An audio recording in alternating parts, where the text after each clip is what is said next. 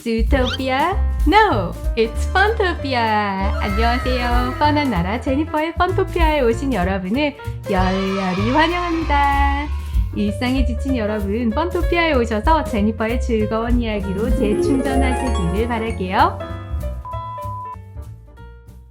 지난 영상에서 조선의 애민군주 탑5를 했죠. 실상은 탑4였는데요. 오늘은 거기에 이어서 조선의 최악의 왕에 대해서 제 마음대로 랭킹을 해보도록 하겠습니다. 구독과 좋아요 그리고 알림으로 펀토피아의 제니퍼와 함께 해주시기를 부탁드리겠습니다. 바로 시작할게요.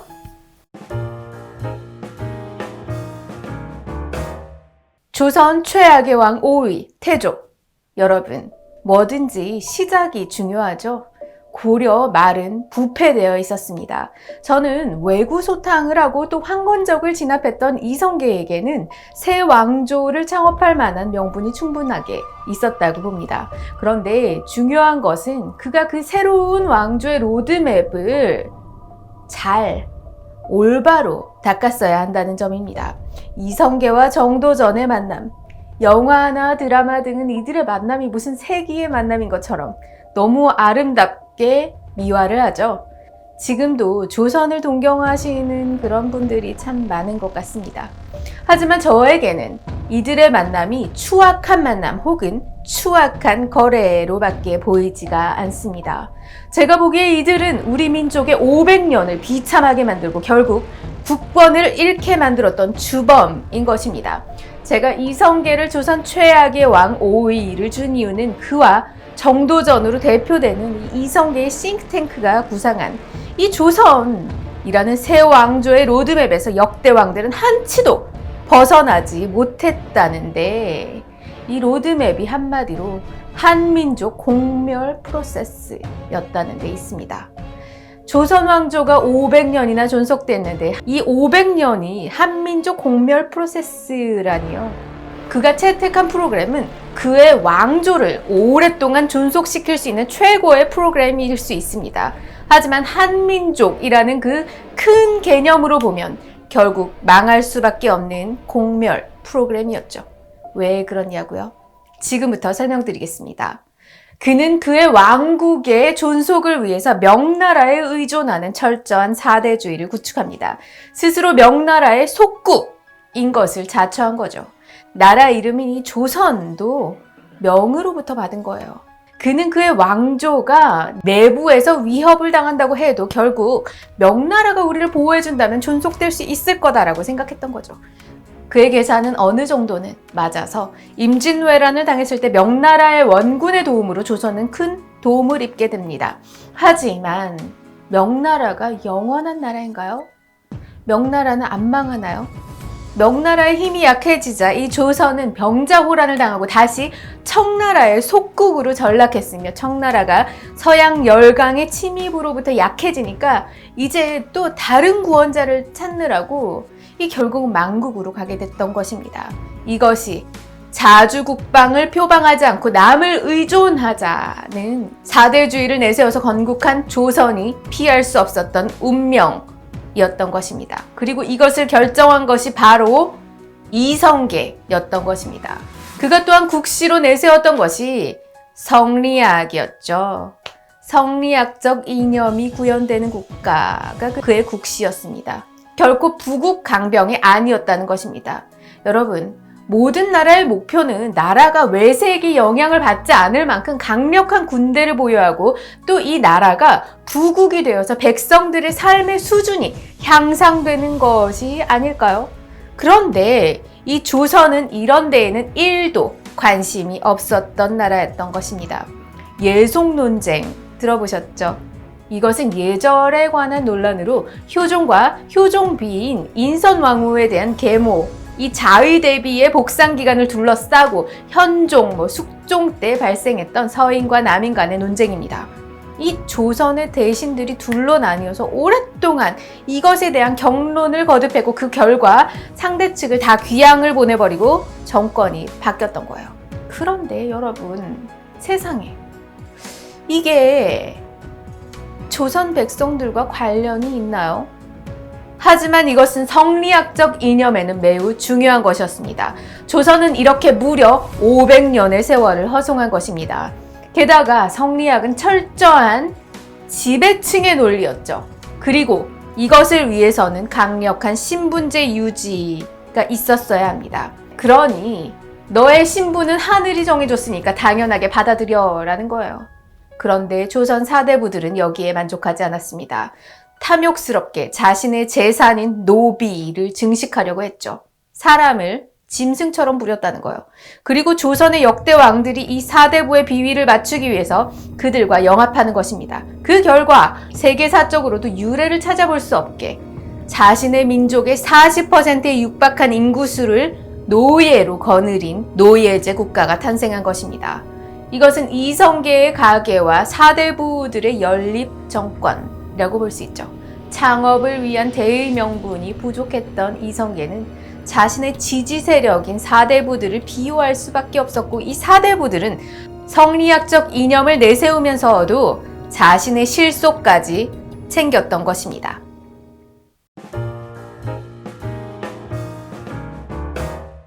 조선이 유지했던 노비제 중에서 핵심이 되는 내용은 그것이 종모법이냐 종부법이냐 하는 것입니다. 즉, 이 제도들은 노비의 숫자에 증식하고 관련이 돼 있잖아요. 이 노비는 양반들의 소유죠. 그러니까 이 노비가 늘어난다면 양반들한테 유리한 거죠. 근데 노비가 줄어들고 양인이 늘어난다면 세금을 내는 양인이 늘어나니까 국가에 유리한 것이었죠. 종모법은 어머니가 노비면 자녀도 노비인 거예요. 태어나자마자. 근데 종모법 하에서는 주인이 여자 노비를 노예를 생산하는 공장같이 이용할 수 있었던 거예요. 근데 종부법은 노비와 양인과의 자녀는 아버지의 신분을 따른다는 거예요.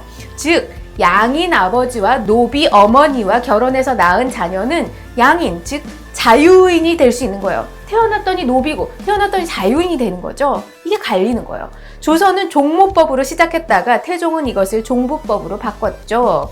하지만 다음 왕이었던 세종은 양반들의 건의를 다시 받아들여서 이것을 다시 종모법으로 바꿉니다. 태어나 보니까 노비인 거예요.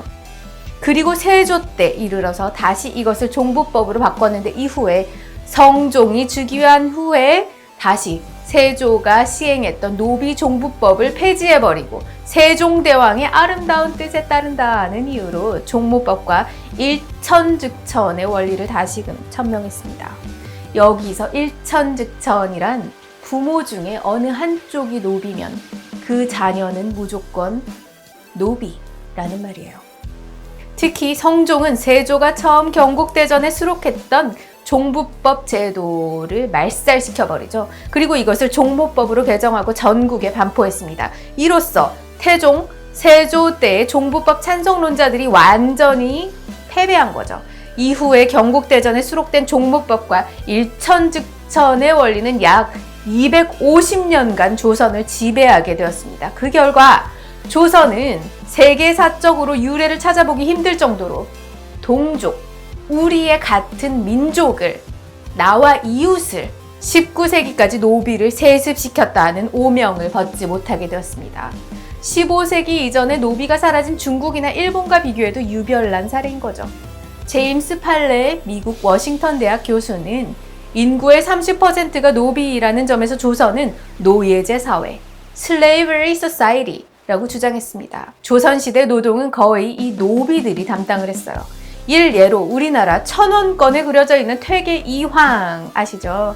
이 퇴계 이황은 자녀들에게 약 36만 평가량의 농토를 남긴 지방 지주였고, 또 300명이 넘는 노비를 거느렸습니다. 그는 생전에 학문 못지않게 재산 증식을 위해 많은 노력을 기울였던 사대부 중에 한 명이었던 것입니다. 조선 최악의 왕 3위, 선조. 임진왜란은 외부적인 원인이었어요. 분명 선조의 책임이 아니었습니다. 물론 전쟁이 일어나기 전에 미리미리 준비했더라면 좋았을 텐데, 어떻게 임진왜란을 예상할 수 있을까요? 그런데 제가 전에 영상에서 한번 말씀을 드렸어요. 임진왜란은 비밀리에 준비되었던 전쟁이 아닙니다. 일본은 공공연하게 조선을 침공할 거야 라고 언지를 줬어요. 그런데 에이 설마 하면서 이 가능성을 애써서 외면하다가 크게 당한 것입니다. 하지만 우리가 100번 양보해서 임진왜란을 대비하지 못한 것이 선조의 잘못이 아닙니다 라고 해도 외란 이후에 보인 그의 행태는 그로 하여금 조선 최악의 왕 중 하나가 되게 하는데 조금도 부족함이 없어 보입니다. 너무 좋지 않은 행태들이 많은데요. 너무 많아서 다 말씀드릴 수는 없을 것 같고 제가 대충 기억이 나는 대로 몇 가지만 말씀드려 볼게요. 그는 외란이 나니까 일신의 안전을 지키기에 급급합니다. 선조의 행보는 전쟁을 수행하기 위한 일시적인 후퇴가 아니었던 것입니다. 전혀 무관한 도주였어요. 선조는 군사적인 대응을 당시 분조를 이끌었던 누구? 세자 광해군. 이 광해군한테 모두 네가 해라 그리고 떠넘겨버리고 자신은 적극적으로 북쪽, 최종적으로는 명나라 요동으로 도주하고자 했습니다. 이 요동 도주가 이루어지지 않은 것도 이 선조가 막판에 나는 내 나라를 버릴 수 없다 돌아가겠다 이렇게 마음을 돌린 게 아니에요. 명나라 측에서 아니 조선 국왕이 전쟁 중에 조선을 버리냐? 면서 받아주지 않아서였던 것입니다. 선조가 어찌나 빠르고 너무도 쉽게 이 나라를 버렸는지 명나라 조정에서 아니 제가 지금 사실상 도주는 계략인 거고 몸을 우리나라에 피하는 척 일본하고 내통을 해가지고 우리의 요동을 치려는 음모가 아닌가 이렇게 의심할 정도였어요.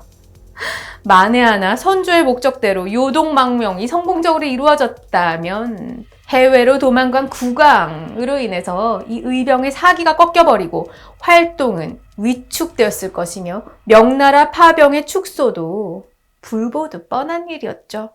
그가 명나라 사신 및 장군을 대하는 태도는 그의 철저한 사대주의 사상을 엿볼 수 있습니다.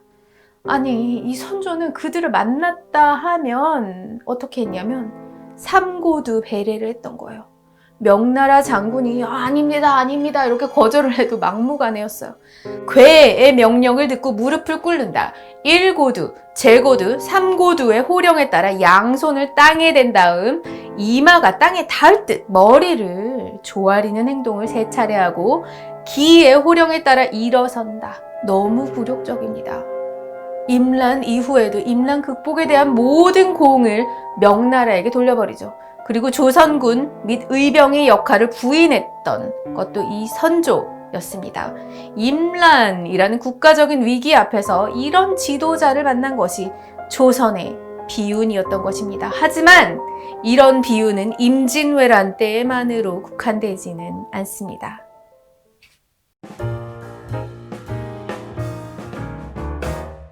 조선 최악의 왕 2위 인조. 1623년 4월 11일 서인일파는 광해군 및 북인을 몰아내고 이종을 옹립하는 인조반정에 성공합니다. 이 능양군 이종이 바로 인조에 해당하죠. 인조반정은 겨우 700여 명의 병력으로 거사하지만 훈련도감군의 가담으로 별다른 저항 없이 그냥 궁궐을 들어가서 광해군을 체포하는 데 성공합니다. 저는 이 인조반정이 조선 왕조 500년 사이에서 손가락으로 꼽을 만큼 큰 사건이라고 생각합니다. 임진왜란보다 더 큰 사건이었죠. 임진왜란은 사대주의 세력이 자주적인 중립 외교를 지향했던 북인 세력을 숙청한 사건이었습니다. 조선을 들여다보면 들여다볼수록 느끼는 사실은 조선은 철저하게 성리학과 사대주의가 지배한 나라였다는 점입니다. 이 나라는 이념만 있었어요. 이념. 그렇지 백성들의 삶을 윤택하게 하고 나라를 부강하게 하는 데는 조금의 관심조차 없는 나라였던 것입니다. 마치 북한이 공산주의 이념과 체제 보장에만 매몰이돼서 백성들이 굶주려도 무기 개발만 하는 것과 마찬가지인 것입니다. 이 조선이라는 나라가 살 길은 이 철저한 철저한 이념에서 벗어나서 숨통이 트이는 것이었어요. 그런데 임진왜란을 겪고 피비린내 나는 전란을 겪은 광해군이 왕이 되면서 그는 안 되겠다. 이 지긋지긋한 굴레, 이 이념놀이에서 이제는 벗어나야겠다. 이런 생각을 갖게 된 건가라는 생각도 듭니다. 그는 명청교체기라는 현실 속에서 이 이념을 벗어나서 실리와 국익을 추구했던 것입니다. 성리학과 사대주의로 똘똘 뭉친 조선에서는 상상조차 할 수 없는 일들이 벌어진 것입니다. 광해군의 개혁이 성공적이었다면 조선은 다른 길을 걷게 되었을지도 모릅니다. 하지만 여기에 대한 반동으로 일어난 것이 바로 이 인조반정이었던 것이죠. 이 인조반정이 성공하자 이제 조선의 운명은 돌이킬 수 없게 되었습니다.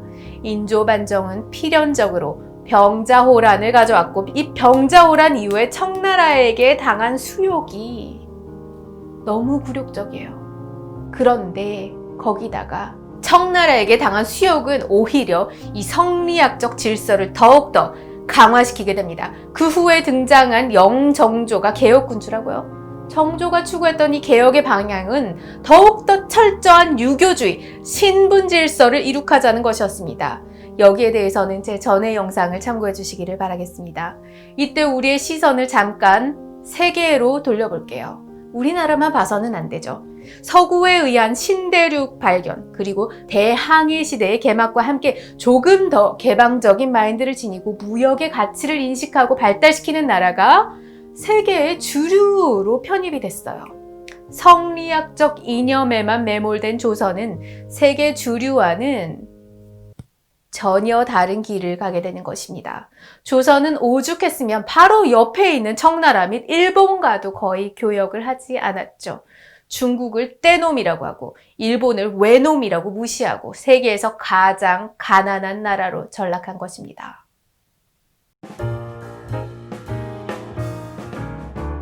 조선 최악의 왕 1위 고종.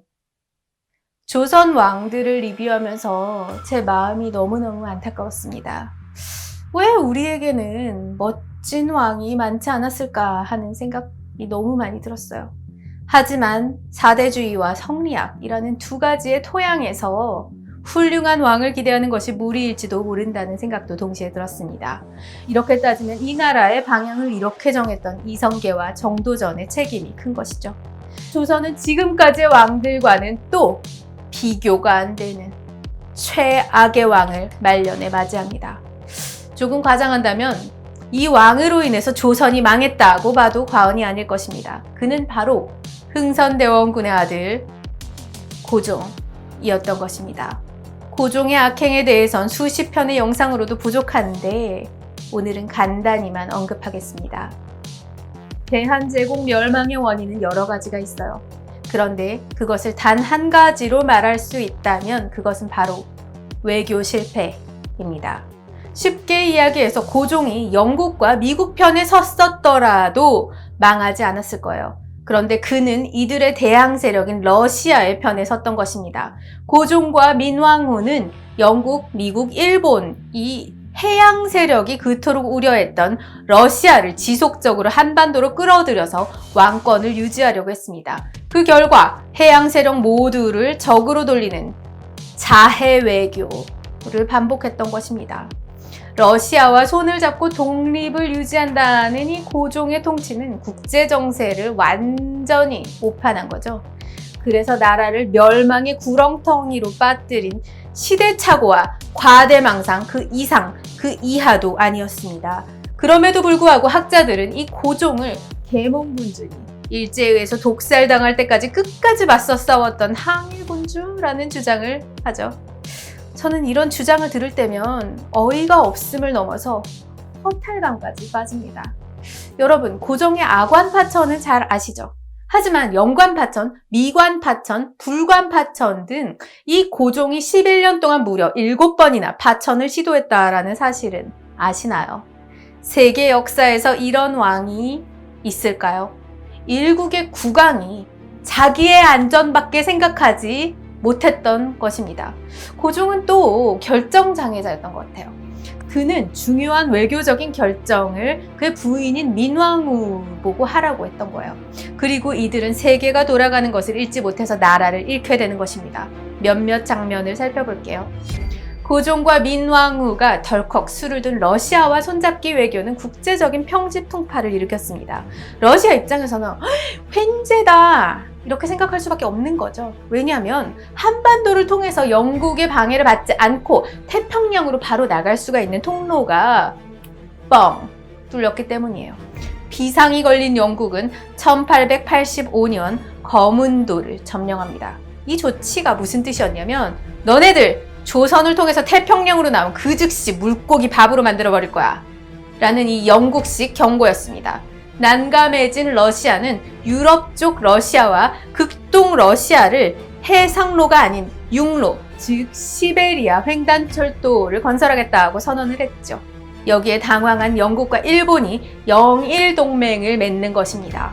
만약 조선이 똑똑해서 러시아를 배척했다면 영국은 일본이 아닌 조선을 선택했을 것입니다. 일본은 영국을 대신해서 러일 전쟁을 벌이고 여기에 승리함으로써 조선을 전리품으로 얻게 되는 것입니다. 나라를 팔아먹은 것은 이완용이 아니라 고종인 것입니다. 얼마 전 뉴스에서 을사조약 직전에 고종은 일본에서 뇌물 2만 원, 25억 원을 받았다는 기사를 보았습니다. 고종과 그 후손들은 자신의 안락을 위해서 조선을 일본에 팔아넘긴 셈이죠. 병합 후에 순종은 쇼토쿠노미야 이와, 고종은 도쿠주노미야 이태왕, 고종의 형 이희와 고종의 아들 이강은 공으로 책립이 되었습니다. 이들은 일본 황족에 준하는 대우를 받았고 이들 가문에게 연간 150만 엔의 지원이 돌아갔습니다. 후에 일본이 패망했을 때 한국 백성들은 모두 기뻐했죠. 그렇지만 이 모든 특혜를 누렸던 이씨 왕족들은 일본의 패망 소식에 안타까워했겠죠. 왜냐하면 이 모든 지원이 이제 끊기게 됐으니까요. 지금까지 펀토피아의 제니퍼였습니다. 여러분 영상이 재미있거나 유익했다면 아래쪽에 있는 좋아요 그리고 구독과 알림 꼭 부탁드릴게요. 다음에는 더 재미있고 유익한 영상으로 찾아뵙겠습니다. 감사합니다. 여러분 안녕.